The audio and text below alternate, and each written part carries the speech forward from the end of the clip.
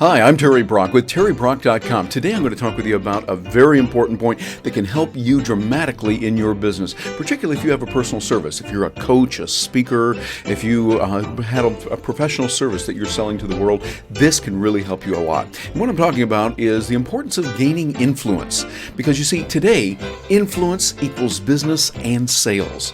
If you have that, you're going to be able to do well in this social media wild world. You see, things have turned upside down. No longer is it a matter of you buying a bunch of ads and then pushing those out onto the market, hoping that maybe somebody will pay attention to you. Hey, it doesn't work that way anymore. Now what we've got to do is we've got to win influence by persuasion.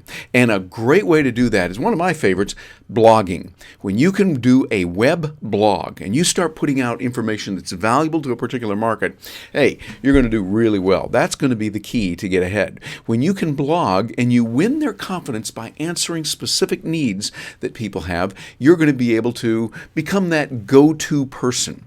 You want to be the person that people go, hey, I want to find out what she has to say because she really knows her stuff. I'll tell you, right now, there's a lot of people that are blogging and getting ahead by doing that. And by doing the blogging in the right way, and that's the key, doing it in the right way, you can achieve the goals that you want. For example, my friend Joaquim de Posada is able to do incredibly well with what he's done. He has sold over 3 million books. Talking about what he does, he uses his blog, Joaquim's World, to be able to tell the world his thoughts, his ideas, and then he is able to talk about his books within there and able to do the selling of those books, which, by the way, are great books. Don't eat the marshmallow yet. Very good books about delayed gratification and the importance of that and discipline, those kind of things. Be sure and check it out. Joaquim de Posada is a person who uses blogging and finds that by using that, he's able to get ahead and do a lot more. Well, here are 5 things that can help you if you do blogging to make sure you get ahead. Target the needs of your buyers. Forget about yourself and what you want and what you think is right.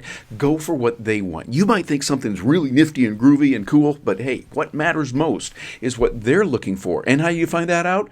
Well, you don't just assume it. We know about assuming, not a good thing. Instead, what you want to do is you want to ask questions, and then you want to listen. People don't always listen, but you got to find out what people are talking about. Look at the comments on other blogs of other blogs that are out there like yours in the same industry and what people are saying. Find out the common trends and the real common problems. In other words, no big mystery here. Follow the pain. Find out where people are hurting and help them out. Number 2. Be yourself. This means being authentic. It means being yourself and talking in a real way. Doesn't mean doing something in a real formal and prestigious way where you only talk in a certain way like this and you communicate as if you were a robot. No, don't do that. You're professional, but always be professional no matter what you're doing. And there's protocols with business that are different than those at, say, a comedy club or maybe a group of activists that get together. In one group, you can use certain kinds of language. Another, you can use another. But think about it. Even within the comedy clubs, even the raunchiest of comedy clubs, there's certain protocols, certain behaviors that are just over the line. Yeah, they'll allow a lot of latitude, but some things are over the line. With activists, hey, some things are over the line. Every group has their accepted norms. Find out what the accepted norms are and what's right in the group where you are working, and then stake within that, but then push it just a little bit. You want to be right out there on the edge, making sure you give lively entertainment and valuable information that people go, hey, did you hear what he had to say? This is good stuff. Number 3, use rich media. Rich media like audio and video can really help. Many people prefer to read, so make it available in text. Some prefer things done in video, and if that's the way they want it, well, let them have video, much like I'm doing for you right now. But also, give audio. You'll notice on my site at terrybrock.com, I put in a lot of rich media in the form of video and audio and text. On this post particularly, you're getting in all 3. Why? Each one is different. I'm not just reading back the text that's there. I'm making it customized to you and your needs so that I embrace that particular unique medium. In this case, hey, the needs of the video, and make sure that you're able to adapt and use those to the best. And by the way, when you're doing it, make sure it's something unique that really is new that you can't do with the others. Don't make your video just a talking head. That's not going to do as well. Make sure it's something that really is unique you could only see with video, like 2 screens or maybe being able to do some animation, things like that. That's going to be the key. Number 4, educate with links. You want your blog to be rich in information. Let it have a lot of good things there. In the writing, this is where you can do that. You put links for various websites for people that are providing good educational value that enhances and supplements what you're saying. Plus, there's another advantage to that too, because as you help them, they're going to want to help you. And really, that's what social media, the web, and when you get down to it, that's what life is all about. We want to make sure that we're working with people, we're giving them value, they're giving us value, and it's a value for value proposition. Number 5, finally, be consistent. Like exercise, you want to make sure you're there. If you put out a blog once every 6 months, you might as well not do it. It's kind of like exercise. If you try to exercise once every 6 months, even once a month, not going to work. Instead, what you do is you do your research first. In the physical area, you go to a medical professional. You make sure they check you out, you're doing well, they find out what's right for you in your circumstance. There'll be some things the medical professionals say, hey, you better not try that. But this, you're not pushing yourself enough. You need to do this. You get someone to help you in your blogging the same way.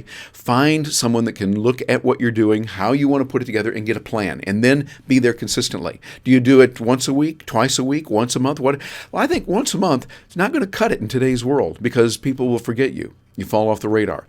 Doing it once a week is often good for many, sometimes 2 or 3 times or even more. There are those that do it every day, and I find many of those that do it every day get consistent good results. And don't go by what you think is right. Again, don't go by just, well, I think this, I think that. What you think doesn't matter. You're not the buyer. Look at what your buyers say. If you put out something all the time and you get everyone unsubscribing, okay, that might be means that in that market it's not good, or that you don't have really good content. But make sure that your content is really good and you can help. There's a lot you can do with blogging. In blogging, I find that it's a wonderful opportunity to reach people. I've been blogging on my own since, about 2003. And I've also had the opportunity to be the chief enterprise blogger for Skype. Those wonderful people at Skype, I just love that organization and use their products extensively. And by the way, I encourage you to.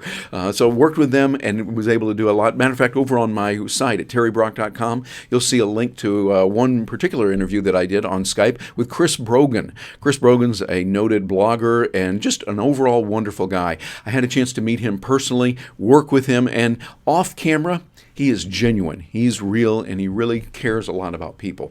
On camera, and when he's putting his information out, it's very powerful information you can learn a lot from. So check that out.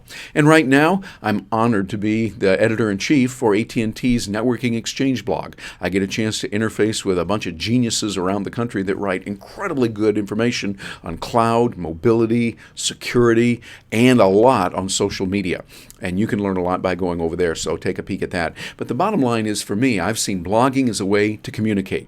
You don't have to have a big printing press. You don't have to have your TV station or radio station as we did years ago. Now you can do it on your own. You can do it with some simple steps. I show people how to do this in my coaching program, how to put it together and make it happen. You can find out about that over at terrybrock.com. And I do a lot with speaking when I go out and speak professionally to a lot of groups and organizations. Either way, I encourage you to look into what's going on with blogging, try it, see how it can work for you, and make you much more visible and much more influential. I'm Terry Brock with terrybrock.com. Thank you very much for joining me.